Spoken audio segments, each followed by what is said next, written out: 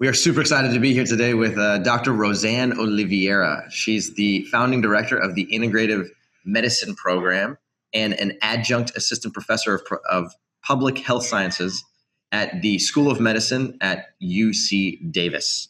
She has over 20 years of scientific experience in molecular genetics research. She writes about health and nutrition every week on the program's popular blog, and she teaches lifestyle medicine to medical students at UC Davis. Thank you so much for being here today with us, Dr. Oliveira. No, my pleasure. And I like your companion there, just to her back. Yeah, Kat's always running in and out of here, so she might return at some point. Okay. So we're super excited to be here today because your interview is about a really, really important topic, which is how to bridge the gap between knowing and doing, which I think is something that plagues a lot of people. Now, we see incredible results with people who are able to follow a nutrition program, especially, the nutrition program that we provide. People seem to be getting dramatic results with it, which is awesome. However, sometimes it's really easy to fall back into your old eating habits. In your opinion, what differentiates between someone who is successful and someone who's going to quote unquote fail when they're adopting new lifestyle habits? Okay, that's not an easy question, and that's why we're going to be talking for the next hour.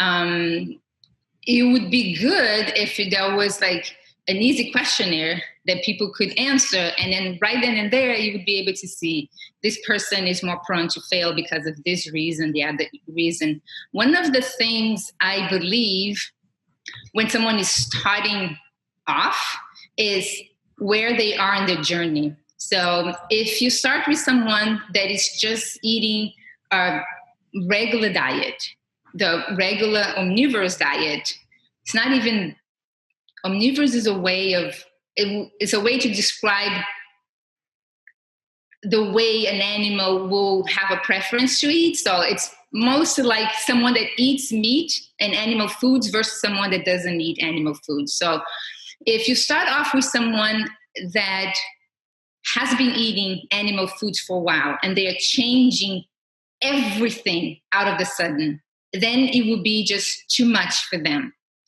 But sometimes we do see people that succeed, and there's a reason for it we're going to be discussing later on. So I think one of the key elements is knowing where they're starting.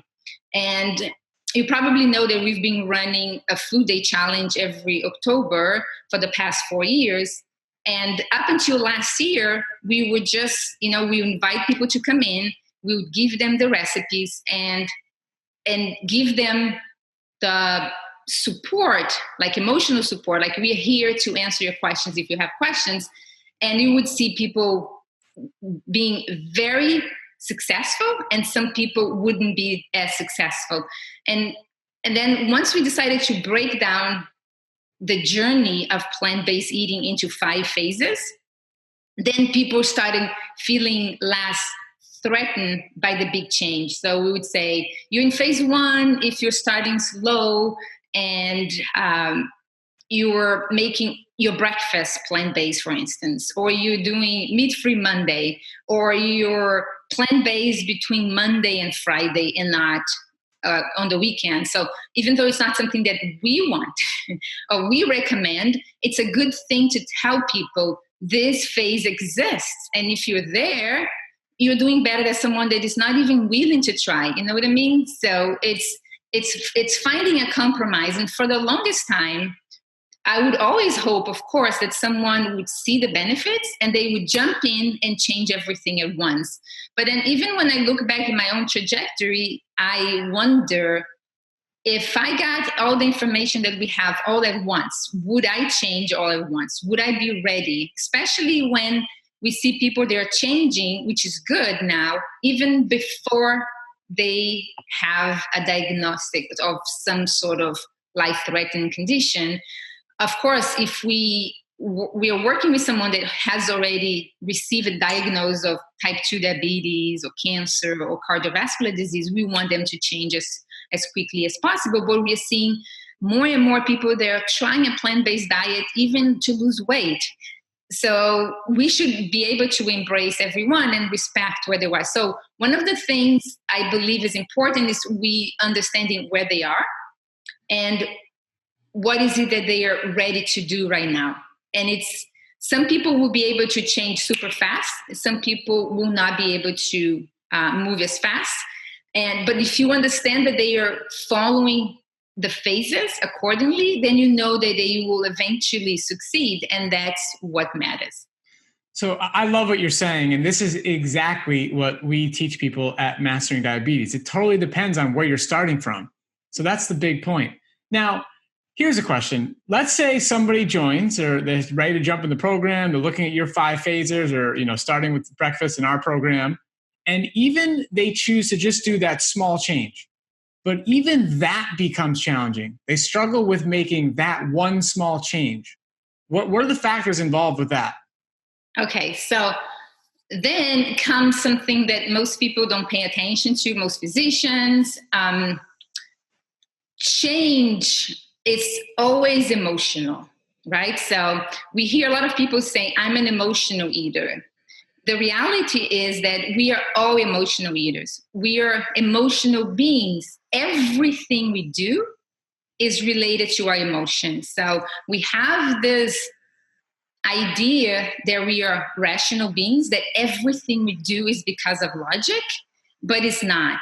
And the biggest mistake, we're going to be talking about a lot of mistakes, but off the bat, one mistake that most people do, and physicians including, is that they believe someone is going to change by knowing the facts, right? So if you know your cholesterol numbers, you will change. If you know your blood sugar levels, you will change. All of these are rational, logic reasons. And as long as we are trying to change based on logic, the likelihood that we're going to fail is enormous, right? So even someone that wants to lose weight, it's not enough for anyone to change. People that believe that I receive a diagnosis, my doctor told me I had type 2 diabetes and the next day I changed, they believe it's because they received the fact. But I can assure you that right then and there, something clicked inside of them. And all you have to do is pay attention to what they're saying, and then you understand what the link was that they did. Because this comes from the way our brain is. So we have 3 different brains. We have the reptilian brain, which is that makes decision based on instinct, right? And your biggest instinct is survival. So anything that the brain sees as threatened to your survival, you're going to say no to. Okay. So, and then after that comes like what they believe is like the old mammalian brain or the limbic brain. And that's the one that responds to feeling. And the third one, which is the newest one, the neocortex, is what we consider the brain now. It's what responds to logic. So for us to be able to change and to make change last, we have to at least get to the limbic brain, the one that makes the decisions based on feelings.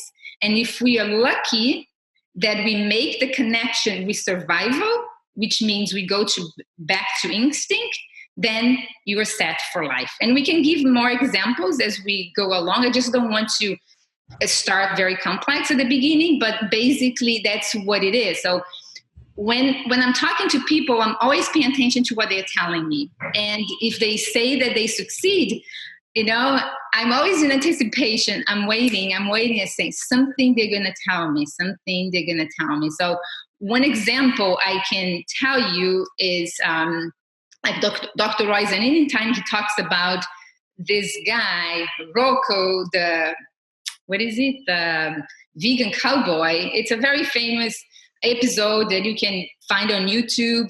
And this guy went plant-based for a month, I believe. And then he came back and he was a complete changed man. And when you look at the episode, we think that he decided to make all the changes because he received the bad news about his numbers and all of that. But if you pay attention first, the way they deliver the message was very dramatic. You know how it goes, right? In TV shows, it was very dramatic and it was emotional. They say, I can remember, you have the heart of a 90-year-old man. Dun. So it was emotional and it struck a chord. It was not just, and he had an audience. So all of that is emotion. Even though he didn't pay attention, it really shook him. And then he goes up, and if you pay attention when he's telling, as he said, he continued to go on, and they say, when he came back, say, what made you change? And he goes and he says, well, I left and I went to the airport, and everywhere I looked, there was food. And the foods that I used to eat, there was a burger here and all. And I remember thinking, am I going to die? Am I going to live or am I going to die? And death by itself is never enough to scare anyone because, newsflash, we're all going to die.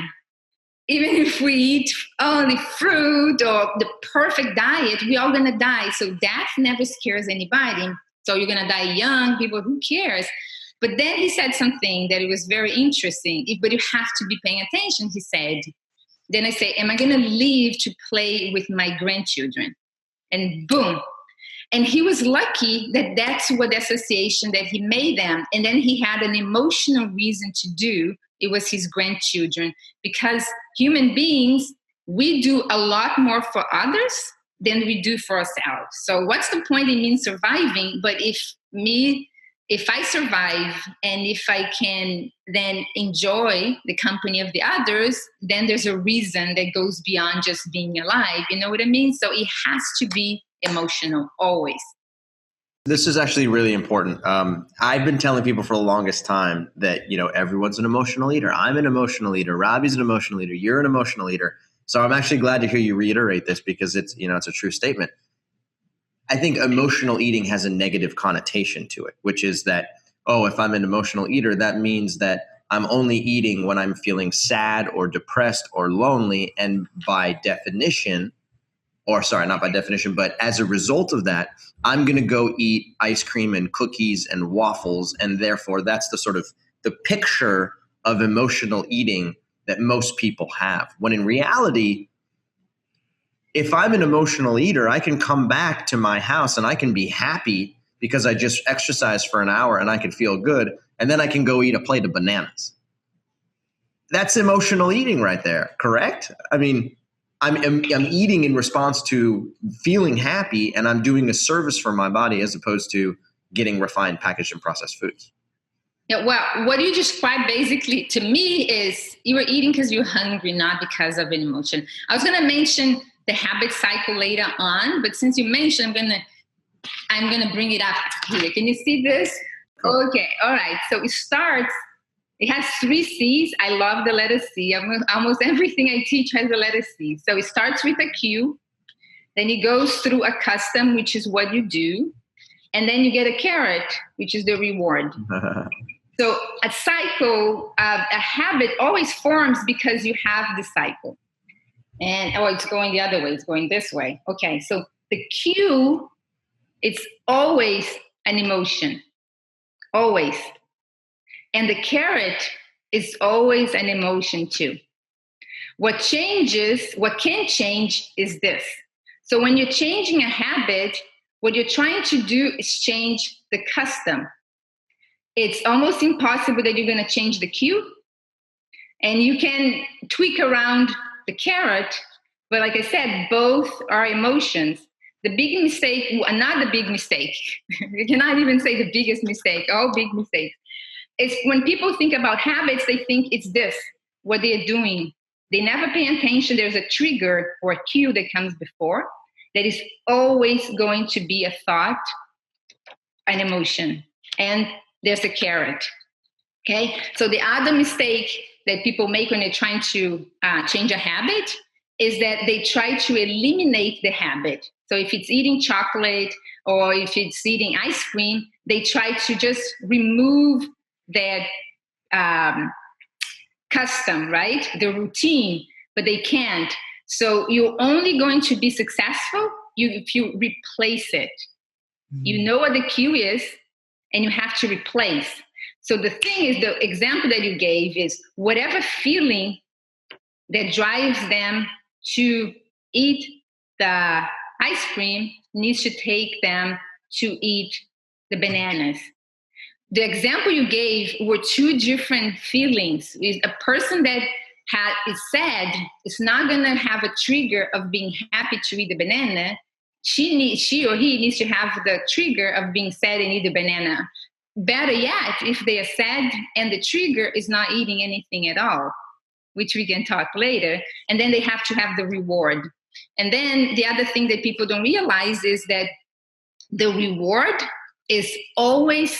has to be always instantaneous. Meaning, some people say, okay, I'm going to be really good. I'm going to eat well for the next 3 weeks. I'm going to lose 5 pounds. Then my reward is going to be anything. So I don't even have to mention that a mistake people make is the reward is food again. So yeah, I'm not going to eat ice cream for 3 weeks, but then when I lose 5 pounds, I'm going to go back and eat ice cream because now I can. So remove that when people say, oh, I'm smart now. I'm not going to eat ice cream, but I'm going to have a spa day. Wonderful. You can have the spa day, but the reward cannot wait that long. And that's another reason why people can never go out of that habit cycle they are. It has to be. So whatever feeling you get, you need to get again. Or you can identify an even better feeling because the cycle always works. So you need to be aware of what is my trigger. And the trigger can be, or the cue that I call, right? So it's 3 C's. It can be anything. You can say, it can be a place. It can be a time. But if you pay attention, the place is tied to an emotion, a feeling. Okay, so if you go to the movies and you like to eat popcorn and you go to the movies, you say, every time I go to the movies or every time I watch a movie at home, I want to eat. So it's tied to a place and or a time, but there's a feeling associated with it. What is it that you feel that triggers? You have to know what that is. And if you want to change the habit, you cannot just say, I'm going to sit there, I'm not going to do anything. It's very hard. So the easiest thing is for you to replace with something else. And one of the things that we've been teaching our own group is start with flavor sparkling water. It's not the same, but why sparkling first? Because plain water is very boring. And the easiest way to get people to drink more water is to bring fun to the mouth, right? So in the bubbles give the fun, and the flavor makes them feel, there's flavor. I'm tasting something, and then they're started, and it's quite effective. You'd think not, but at least, and they are busy. Some people just like to be watching something, and they like to have something in their hands. So you have to pay attention to all of these things. You cannot just remove someone from, I eat popcorn every time I go to the movies. Now you sit like a mummy and you don't do anything and you watch. So the easiest way is to transition to something good. And they may get to a point where they won't even need the water. But at first, you're replacing with something. You know what the cue is, and then you know what the reward is.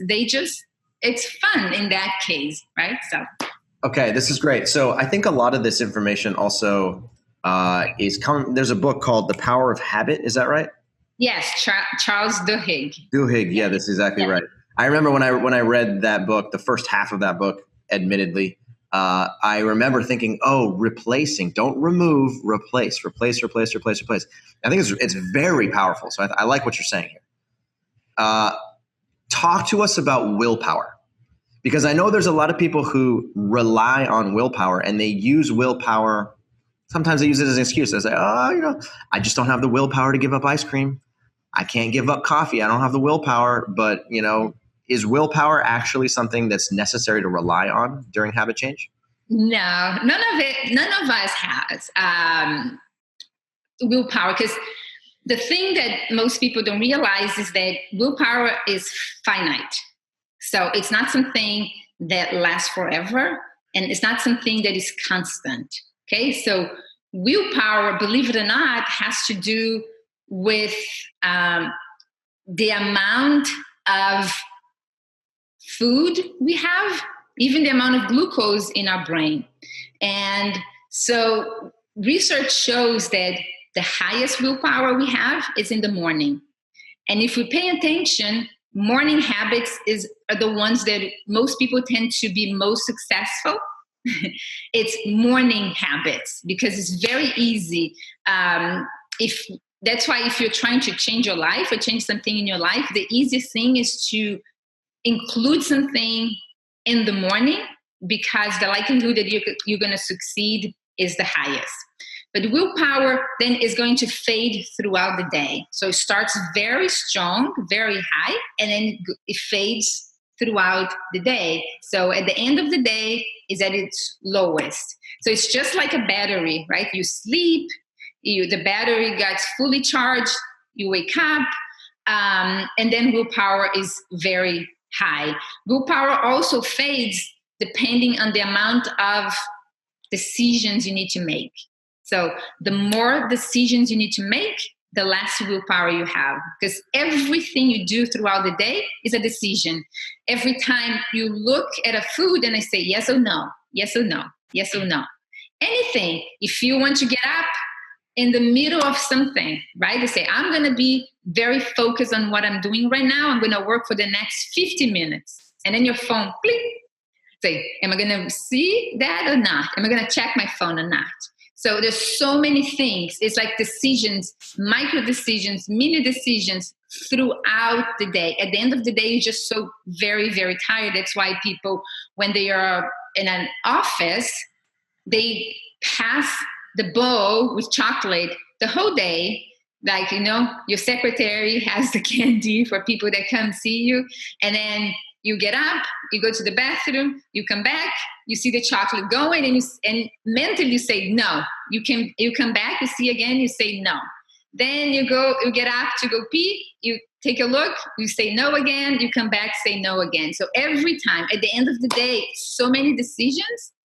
And because willpower is going down, and you say, okay, give me the chocolate. That's why it's very, very hard to rely on willpower. So it's finite and it goes down throughout the day. So it's like scientifically proven there's nothing nobody can do. So instead of willpower, what we tell people is they have to rely on why power.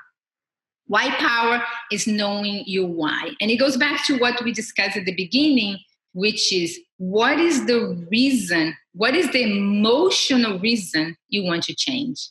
And it has to be an emotional reason. And it's very hard when we are first discussing this with people because they don't know what it is. And I say an emotional, and we say it has to be the why that makes you cry.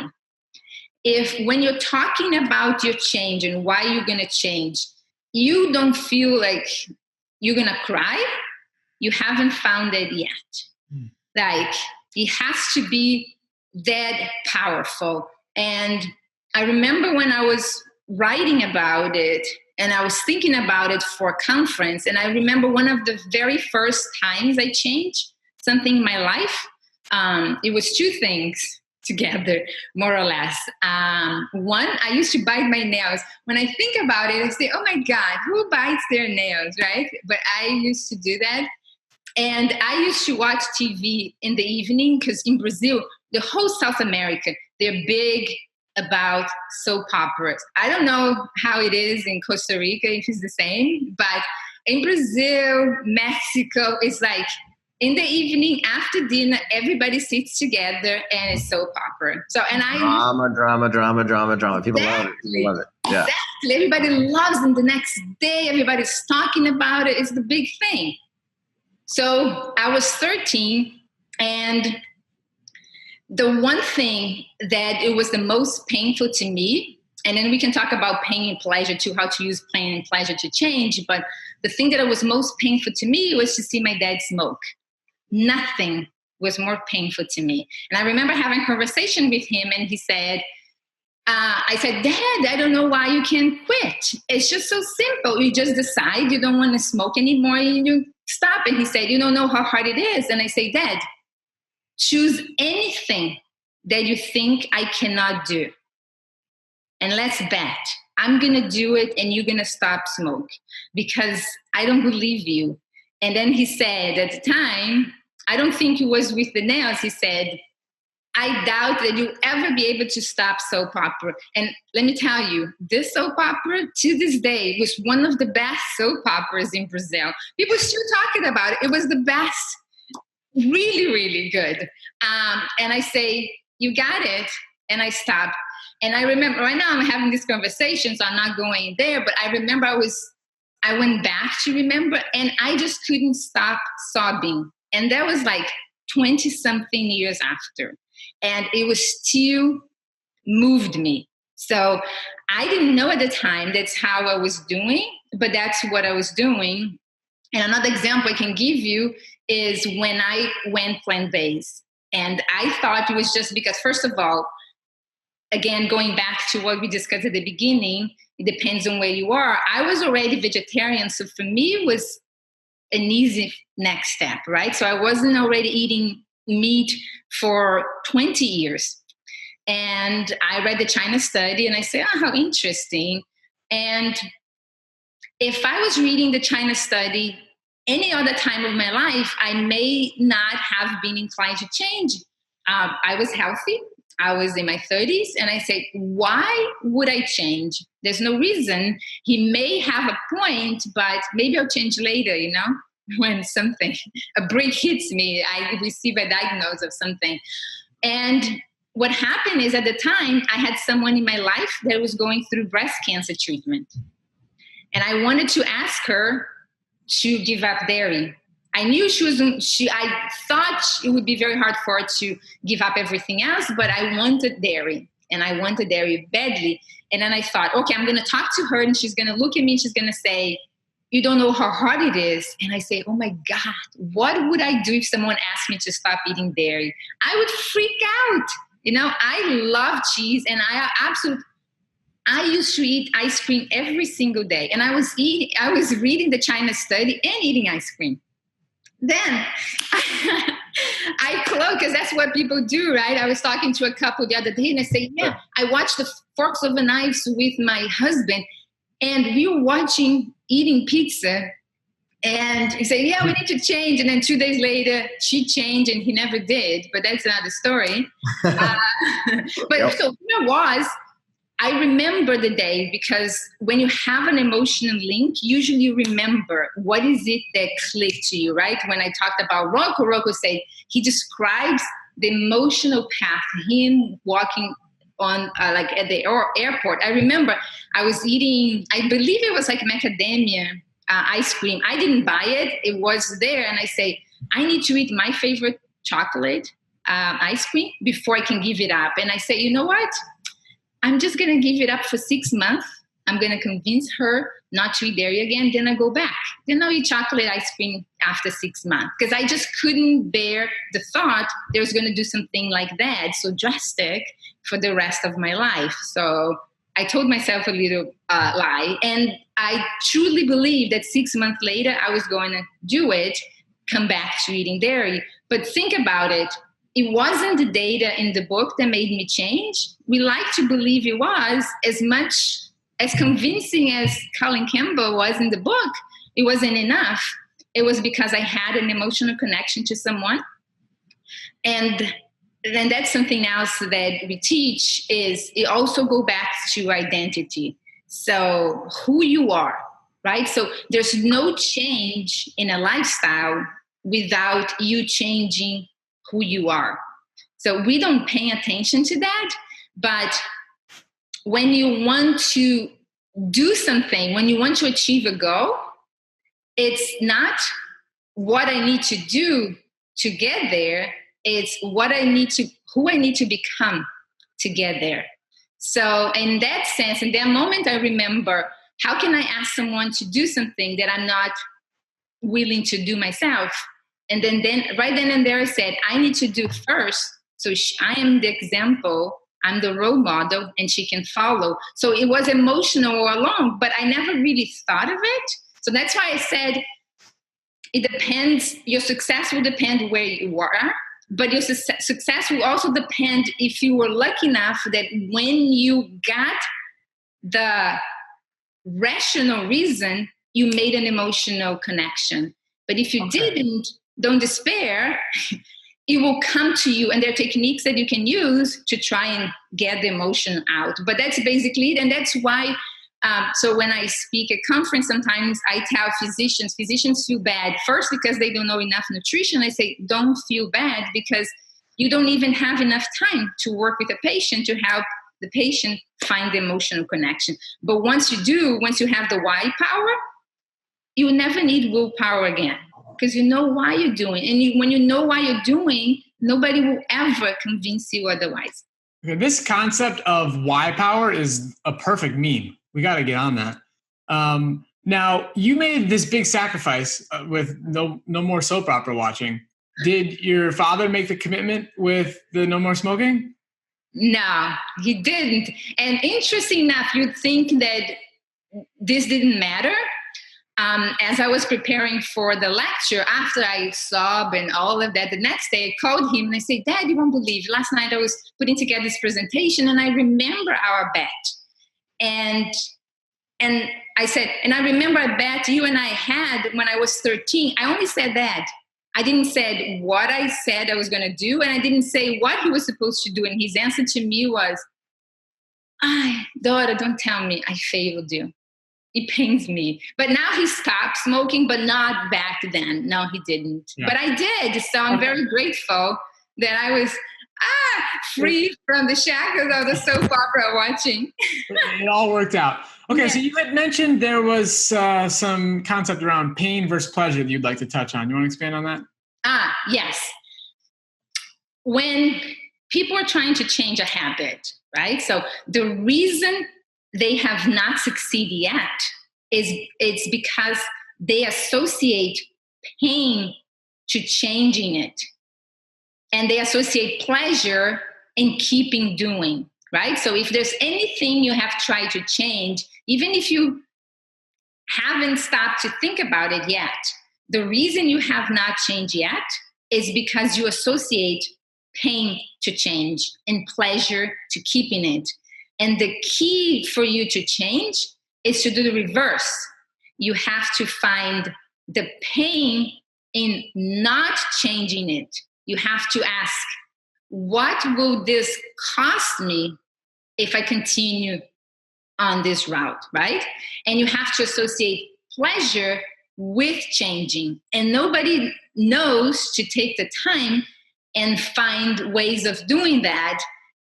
But it's totally possible. So if you have, but again, like I said, it has to be emotional.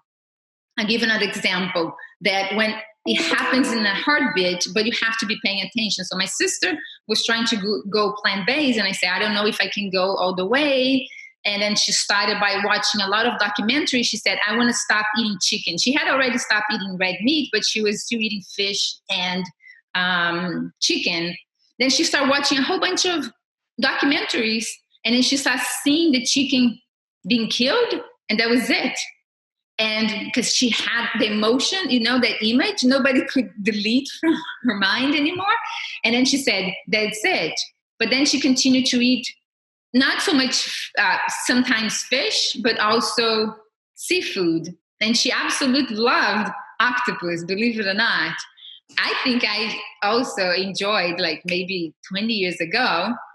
But what happened to her is she went to the aquarium with me, Monterey Aquarium, and then she saw this beautiful octopus doing the dance.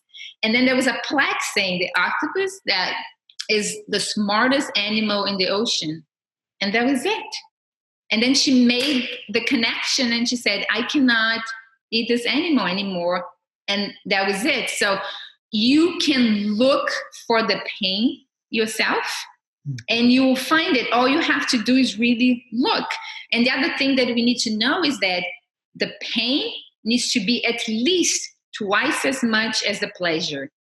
Mm-hmm. It has to, because the pleasure is so much easier for us to get. And we like instant gratification. So the pain needs to be really painful. It's not just like wishy-washy pain. It has to be really like I said, like the one that hurts you, that I say, I cannot bear doing this again. And then sometimes you can fake it. You can make a good way of doing it is making a bet with a friend, right? So, and I'm preparing to give a lecture tomorrow, and I'm going to be talking about it. So, but I'll talk to you because I have it fresh in my mind. These two friends that got in a bet, they were on a diet and they were not supposed to eat something. I don't remember. It was like, if you eat, then you have to eat a whole can of dog food after that. Oh my gosh. And then all they had to do is you buy a can of dog food and you put in your kitchen and you put in the front of the food that you're not supposed to eat. Every time you open, you see, you're going to create an association. And if you're in this, most of the times it's better to have a girl or a woman as a buddy, when you're doing something like that. But this is when a guy is better, because guys don't feel bad about making you eat dog food, one. And two, if you tell them, not only do I need to eat dog food, you have to make a movie and post on Instagram. That's the ultimate. This is brilliant. This is absolutely brilliant. So then that's what you do, because some people say, I'm doing this by myself, but my husband doesn't do it. My kids don't do it. Great. Pick one food. It's not everything, because most people have one food that is the one that it's the hardest one. Pick that one and put the dog food right next to it. But you have to be honest. You have to say, I am committing, which like commitment is one of the 9 C's of habit change. I talked about the why power. It's one C, which is a compelling why. Commitment is another C. So you have to commit. Because when you commit, then you have to tell someone, I'm committed not to eat, for instance, cheese. And I can tell you, like, when I stopped cheese, I didn't have trouble with all the cheeses. I had trouble with one cheese, my favorite one, Gruyere. So all I had to do is focus on that one. I didn't care for ricotta, gorgonzola. I would eat all the other cheeses, but the one that would really tempt me, it was Gruyere, Comté, any of those hard cheeses that I absolutely loved it. So in my case, all I had to do is putting the dog food next to that one cheese. And then once you do that, boom, everything falls up. Okay, Dr. Rosane, you have given us so much great information today, and I know you have so much more to talk about. So why don't you tell our audience where they can find more of your material, your lectures, your blogs? How can they find you?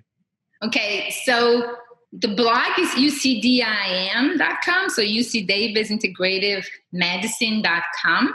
Or if you can just sign up and get our newsletter, all you have to do is text veggies at VEGGIES 44222, and then you can enter your first name, last name, and your email address, and then you start receiving our stuff. Brilliant. Okay, that's super simple. This is great. Actually, I've been on your mailing list for a long time. When I first found out about you, I don't even know, 5-6 years ago. And I was always thinking to myself, why aren't there more people like Dr. Oliveira? This woman clearly knows what she's talking about. She's talking about the right things, and she does it from an evidence-based perspective, which is always very, it's refreshing to see. So yeah, thank you for continuing to educate lots of people. I know you have a whole collection of raging super fans. Robbie and I absolutely love talking with you. So thank you for your time. We really appreciate it. Can I add something before I go? Please. Yes. So when you're talking about the habit cycle, and this is very important because we see a lot of challenges like 21-day challenge. Our challenge is 21 days. We see 30-day challenges.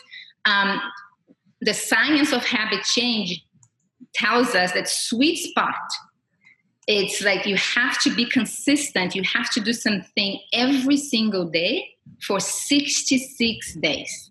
So that's the sweet spot.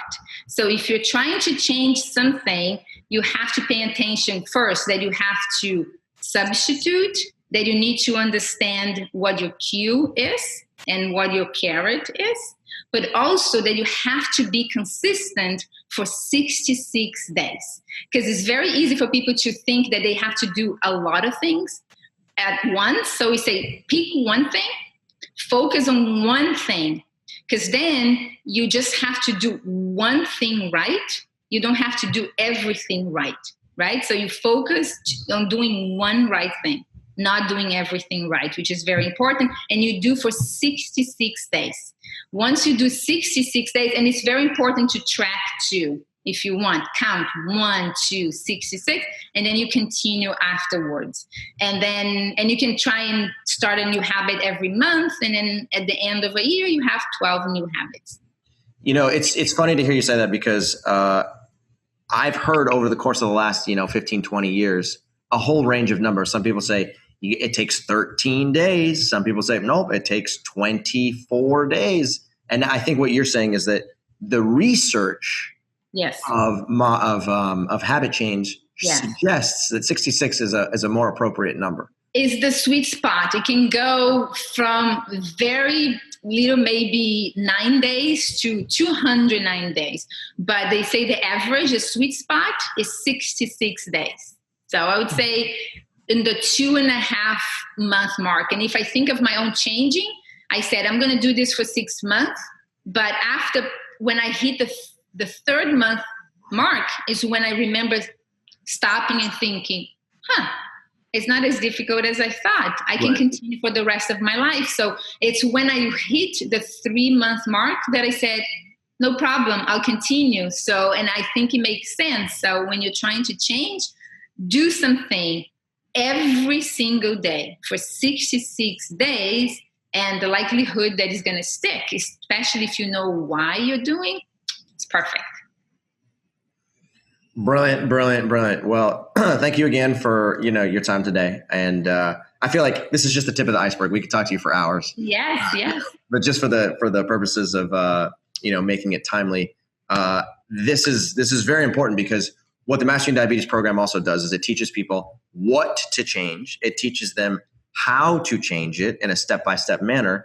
And then we also are always encouraging people to develop consistency in their approach. And we teach people, rather than trying to make big changes in a very short period of time, we'd much prefer that you make small changes, but be real consistent about those changes. Exactly. We've seen over and over and over again that, people who make small changes make tremendous change over the course of time.